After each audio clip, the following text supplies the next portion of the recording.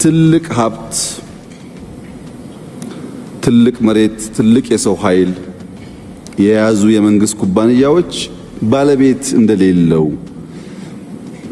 ትጉ ባልሆኑ ሰዎች፣ ራዕይ በሌላቸው ሰዎች፣ አብዛኛው አክሳሪ፣ ግብር የማይከፍል፣ ወጪና ገቢው የማይታወቅ በጣም አሳዛኝ የሀብት ብክነት ነበር። በአንድ በኩል ችግር አለ፣ በሌላ በኩል ደግሞ ብክነት አለ።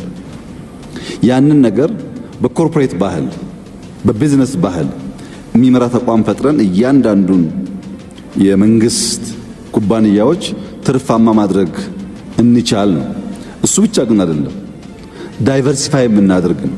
ለምሳሌ በክሪፕቶ ማይኒንግ ትላልቅ ኩባንያዎች ጋር ስራ ጀምሯል።